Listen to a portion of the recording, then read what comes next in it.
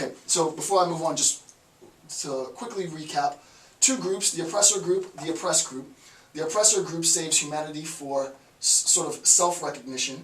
The oppressor imposes dehumanization on the oppressed group as a means of maintaining their power and obviously oppressing those selected for oppression.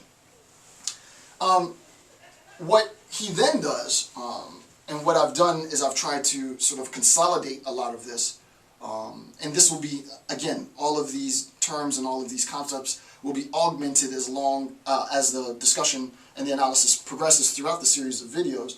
But at this point, what Freire attempts to do is to give us ideas of what he means by humanization when he's using the term, right? So when Freire, and this is, again, we'll add to this, but at this moment, when Freire uses the term humanization or humanity, the question is, what does he mean in terms of humanization or humanity?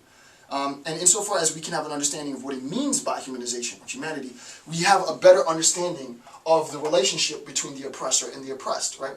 So you cannot properly, according to Paulo Freire, you cannot properly be said to have an understanding of your own oppression or the relationship between the oppressor and the oppressed group if you don't have simultaneously an understanding of what humanity is and what dehumanization is. So to understand this, we have to understand these concepts. Okay, so let's start with humanization.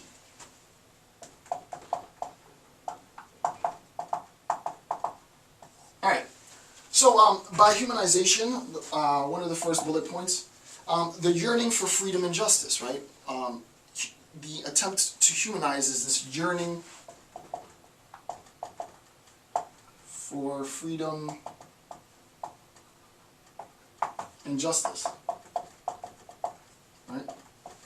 Also, when we see ization, right, sort of this suffix right here, right? Ization, we know it's a process, right? If we see ization, we know that this is a process. That means the process of humanizing, right? The process of becoming human. The only way, and this is very important, right? The only way we can yearn for freedom and justice is built on the assumption that we lack freedom and justice, right? The only way you can yearn for something, right? The only way you can desire to be moving towards that direction is if there is already a lack.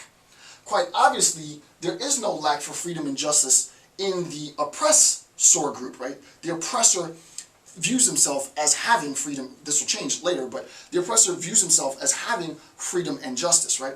The oppressed group lacks specifically this. So the attempt to humanize, right? The attempt to sort of move from this dehumanized state of affairs into a humanized, recognized state of affairs requires a yearning for freedom and justice. And this comes out of Freire. Another point in humanization is the struggle to recover humanity, which is exactly what I just drew, right? So the struggle to recover humanity. Right? And that's obvious what that means, right?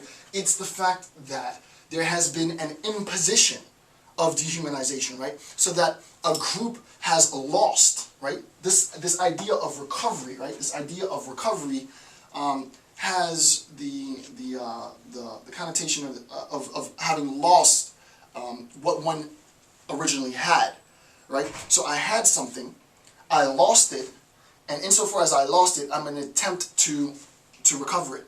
So we can think of this as an oscillation, right? And not even think of it in a sense as an oscillation. It is an oscillation, right? It is an oscillation from a state of recognized humanity to a state of dehumanization, and then an attempt to recover, as he says, our humanity, right? So before I go to 3, if we were to label humanity as H and dehumanization as DH, it is the imposition of dehumanization of an oppressed group, and then the attempt to recover that humanization, right? In this order, right? 1 and then 2, right? So bullet point 2, when we're talking about humanization, when we're talking about the process of regaining one's humanity, bullet point 2 is saying that we have lost our humanity insofar as we have now been oppressed and we are now members of an oppressed group. And our struggle, which I'll define in a little bit, our struggle is to regain or recover what was once lost. So there's an oscillation between having humanity, having lost our humanity, and attempting to regain our humanity. In Freire's Pedagogy of the Oppressed, right? So that's number 2. All right. Number 3, the emancipation of labor, and that's pretty self-explanatory, right? Emancipation of labor. And I'm not going to go into the emancipation of labor now properly. That would sort of take us out into more liberation theory, and I don't want to do that. I want to sort of stay concise and strict in the pedagogy, right? The pedagogical aspects and the foundational accounts for the pedagogical aspects. At this point, we haven't discussed the pedagogy, and I'm not going to discuss pedagogy in this series, this first initial series, because he doesn't discuss it in this first series. We will see, however, in discussing pedagogy, what it is that I'm doing right now, educating people, this process that we have, that there is a similarity between sort of the social revolution between oppressed groups and the oppressor, and sort of the false distinctions made between educated and those being educator and those being educated, between instructor and student, right? So what we're going to do through this whole video series, and what Paulo Freire really does essentially at its heart, is he blurs the lines, right? We need to blur the lines between oppressor and oppressed, between student and teacher, and have a better understanding, a more dynamic understanding of this relationship. That's jumping the gun way ahead, but that's sort of where we're going, right? The attempt to overcome alienation, right? And this is more a liberation theory. This could be, Marx obviously talks about sort of the concept of alienation. It ties in well with labor, but I'm not going to get too much into that. He doesn't get too much into that at this point, right?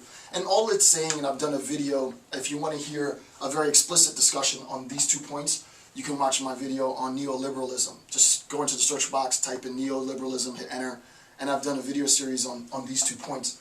And the idea is, I work at a factory, I make a product that I cannot afford. I've been alienated from my labor, right?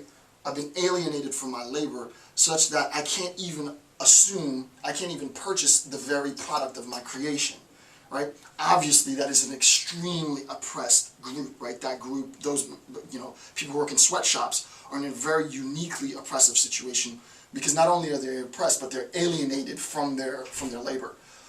Again, I'm not going to go into that in this discussion. He lists it, but he doesn't really describe it in any detail at this point.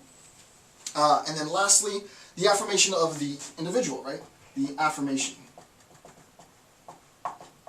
Right? And the way I always think about affirmation, I always think of affirmation in a positive sense, right? Anytime I think of affirmation, I think of like an exclamation point, right? The affirmation of the individual. Like, I am here, I exist, I need to be recognized, I need to be taken seriously, I need to be considered, I need to be negotiated with, right?